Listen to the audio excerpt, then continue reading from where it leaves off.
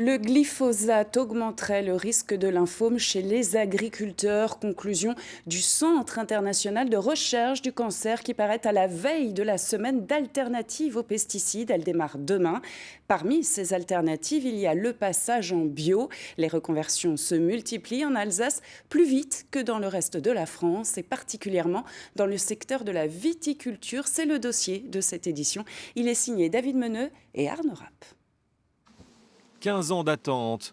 Les vignes du domaine Meyer à Bourgheim sont désormais prêtes pour la conversion. Le 31 juillet prochain, le passage en bio va officiellement démarrer. Je vous montre la parcelle. Alors on est sur le grand cru Winsenberg. C'est du Riesling. Jérôme Meyer n'est pas seul dans sa conversion. La Chambre d'agriculture et l'organisme Bio en Grand Est le soutiennent techniquement. L'agriculture biologique est une évidence pour ce vigneron, poussé par sa propre éthique et une demande de plus en plus forte. J'accompagne les envies de mes clients parce que moi-même, je consomme de cette manière-là et donc je comprends leurs envies, leurs besoins. Et donc du coup, je décide de faire cette conversion et pour moi et pour eux.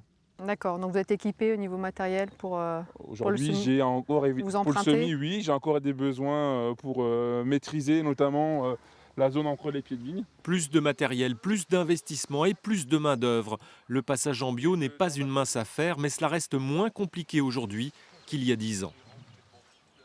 C'est plus facile parce qu'il y a à la fois plus de connaissances, beaucoup d'exploitations sont en bio depuis très longtemps, donc ont cette expertise-là, et les outils sont plus accessibles, la gamme est plus large sur le marché. Là, je vais vous montrer la grève. 3 années de conversion, les plus difficiles. Cultiver bio mais vendre au prix du conventionnel, espérer que les aides de la PAC seront bien versées. Cela ne freine pas pour autant la dynamique, plus d'une cinquantaine de passages en bio l'an dernier. Depuis 2018, donc depuis l'année dernière, il y a une dynamique très forte de conversion vers l'agriculture biologique. Et on voit vraiment, et encore aujourd'hui, on voit cette demande très importante d'information de la part des viticulteurs qui nous laisse présager que 2019 sera aussi une année avec énormément de conversion en viticulture. Le bio progresse bien également dans les vergers. Chez les maraîchers, 16% des surfaces en légumes sont désormais labellisées. Et le plus faible taux de conversion revient aux grandes cultures céréalières de plaine. Ça va progresser, j'en suis persuadé. Les nouvelles générations d'agriculteurs qui suivent aussi sont beaucoup plus sensibles. Donc on aura cette possibilité.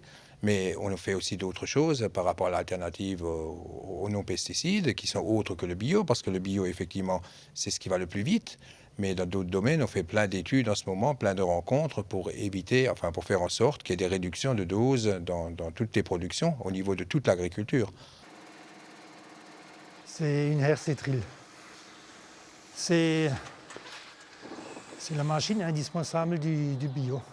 Plus de produits chimiques pour désherber. Pierre Beiner a passé le cap de la conversion après plus de 30 ans de conventionnel. Il a appris un nouveau métier, plus proche de la terre. Regardez-moi ce sol, hein. C'est fantastique. Hein. Ils sont bons en plus.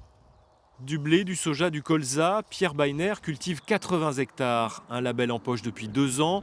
La conversion a été difficile, mais financièrement, son exploitation tient bon. C'est simple, on s'en sort parce qu'en bio, vous faites un demi-rendement. Un demi-rendement de blé par rapport au conventionnel. Le prix est payé 2 fois plus cher, donc ça s'équilibre. Par contre, les phytos, c'est moins cher que la machinerie et la main-d'œuvre qu'il faut, hein. Ça c'est sûr. C'est pour ça qu'il y a des compensations au niveau de la PAC pour les bio. Des aides nécessaires mais qui tardent à arriver. Les sommes dues pour 2016 viennent enfin d'être versées.